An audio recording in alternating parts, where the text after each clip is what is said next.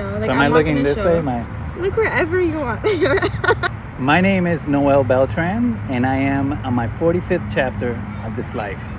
I was born in Puerto Rico, and then I moved to Michigan for 6 years, and then Florida. So Florida, my main, I want to say 14 years in Florida, Tampa.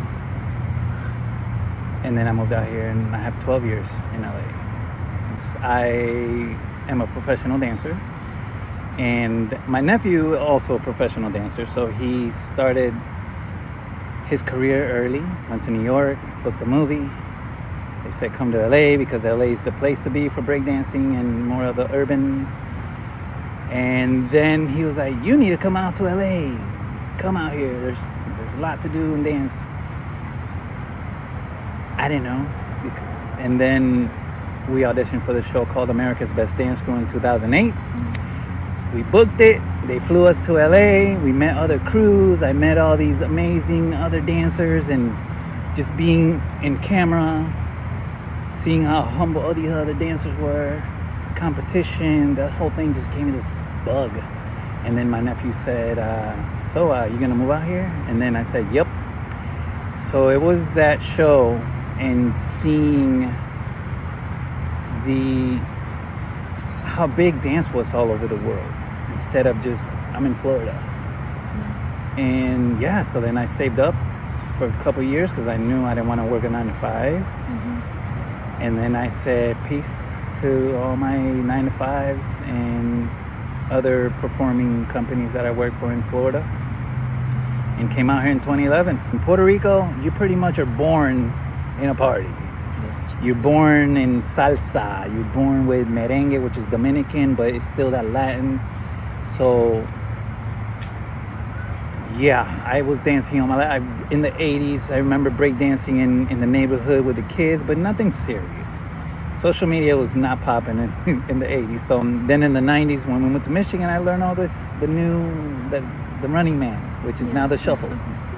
And all those New Jack Swing moves, and I used to enjoy going to the homecoming and the dances for the schools. And then next thing you know, I'm getting paid for it.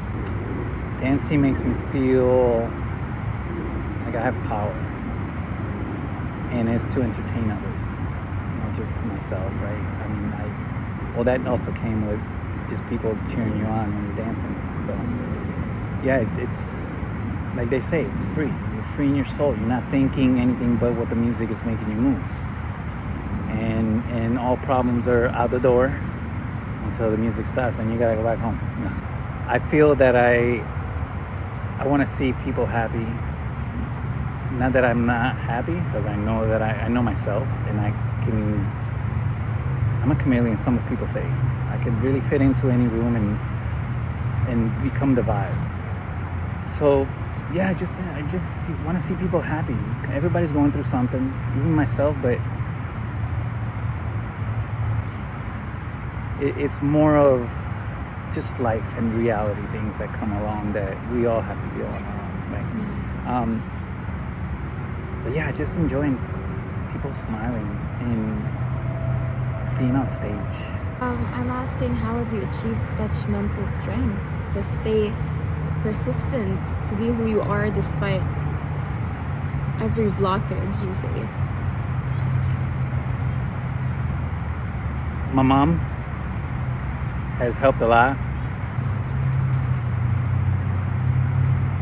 I guess I go with the flow. If I don't like something, hey, I leave it there and not put any energy towards it and just continue on. Being positive, pessimistic, learning.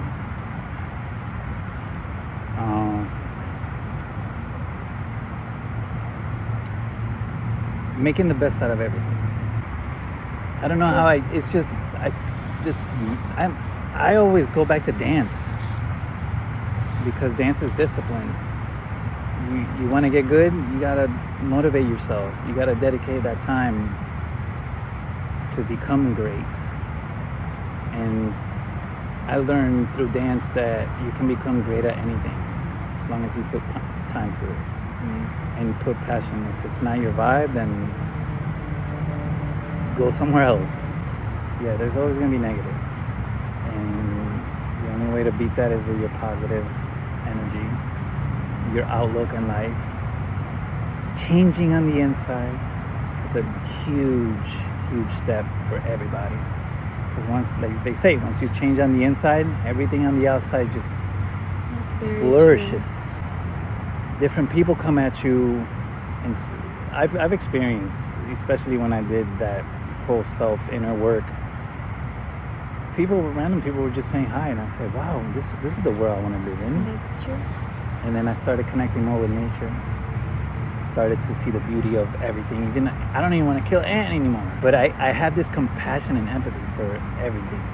What's the biggest challenge you faced within yourself that may have reflected within your art? So maybe when you were moving, maybe when you were going through an instability, because as artists, Yeah. it's never stable, you know, which is beautiful. Like, I don't want to have a 9 to 5 either. That's why we're all out here, Right. you know, but there's this instability. How were you able to cope with that? And how did it reflect on your art?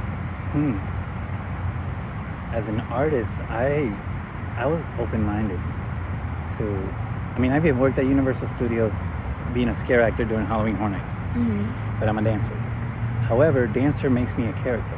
Even when I was working a 9 to 5, performing, I would make time after that to pick up the saxophone because I want to be great at it. Because I learned through dance. Again, dance is my core, I feel, my root of how to, if you want to do something, put time, find time. That's true. Wake up earlier, let your day be longer, and attack whatever it is that needs to get done so you have that free time to do what you love. Am I happy? Yes. I am happy with the person I am. I am happy with the person that I was, because the person that I am now sees the growth from the person that I was. And I am enlightened. I am in a space of way more patience, how to communicate with humans, how to give advice to certain humans that are going through things that I've already done my search and found out that this helped me. So here, hope this helps you. Most of the time it does, because it's just life lessons, you know. And stop holding on to the past. Stop holding on to things that you can no longer change, and live in the now.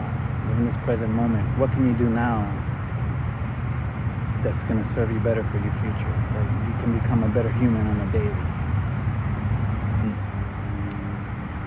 And yeah, my family's been musicians, dancers, so I see where I get my cooking. I love cooking. My mom always cooked really well, so I got that piece of her. I got a piece from my brother to be great at everything, because he was super great at all the things he does.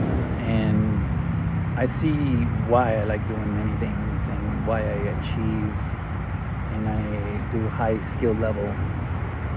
Experience everything that you can, everything that makes you feel good. My mother was living with my sister because she's diagnosed with Alzheimer and she needs assistance now. So it's very challenging to talk to her on the phone. It's not the same. When I used to come back, I stayed with her, so we had this bond moment. Now I got to see her about 3 or 4 times out of the whole month and a half because of scheduling, because of how she is and her moods. So it's super challenging to when that comes about. And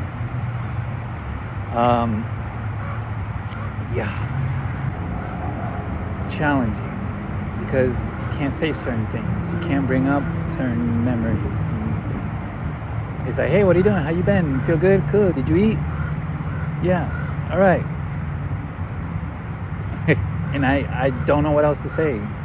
Yes, I found my purpose. My purpose is to bring my divine light into every space that I go to, and let that be the example to others to know that you can also just be happy anywhere you're at. Be the chameleon. I want to tell the world to be kind to one another, respect each other, live your best life every day. Every day, live as if tomorrow is never promised, like they say, because it's not. Understand each other. Value each other's opinions rather than trying to see whose opinion's better. And love yourself, best of all. Love everything about you. We don't have any defects or one person comes a different. No, you are who you are. You're unique. You're your only fingerprint. Learn to use money as a tool, and don't let it take the best of you, because it does. We're all creators. Exactly. We're all artists. I believe in that. Amen. Again. Amen. Okay, thank you so much. This was beautiful. I hope it was. It really was.